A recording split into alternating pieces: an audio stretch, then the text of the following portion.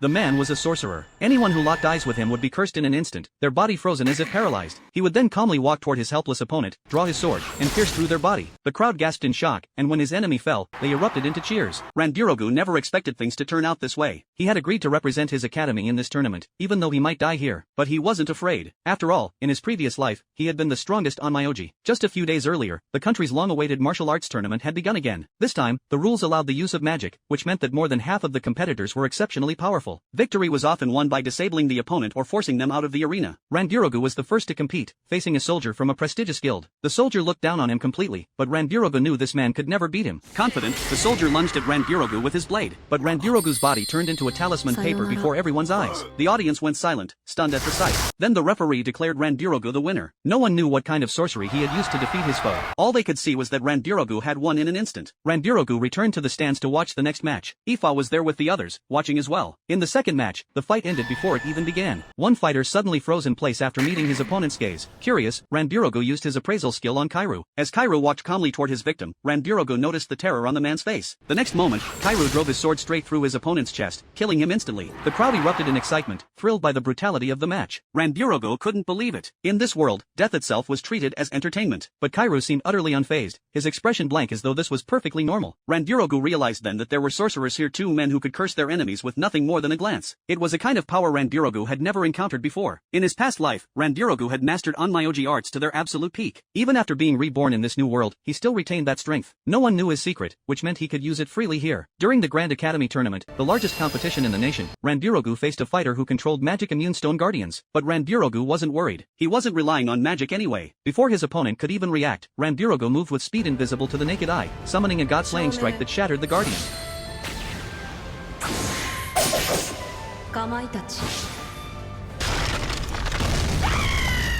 Then he walked up to his opponent with a gentle smile, telling them to surrender or die. The opponent gave up immediately. After another victory, Randirogu returned to the stands. Ifa looked worried, still shaken by the matches where fighters had been killed. She feared Randirogu might also die in the ring, but Randirogu only laughed softly and told her he was far stronger than she realized. Seeing his confidence, Ifa finally relaxed. Then the referee announced the next match. It was Ifa versus a top Earth Element mage. From the start, Ifa's swordsmanship let her easily deflect the mage's attacks. Realizing her skill, the mage began chanting an advanced spell. But before he could finish, Ifa closed in with a set of throwing knives. Forced to stop chanting, the mage raised a wall of stone in defense. To everyone's shock, Ifa flicked her blades against the wall, and it shattered as though it had been struck by massive force. The crowd was stunned, but Randirogu saw the truth. Ifa had imbued her knives with gravity magic, making them weigh many times more than normal. The moment they touched the wall, the overwhelming force caused it to collapse instantly. What surprised Randirogu wasn't just the magic, but the fact that Ifa could hurl such heavy weapons with ease. Clearly, she was far more dangerous than she appeared. While Randirogu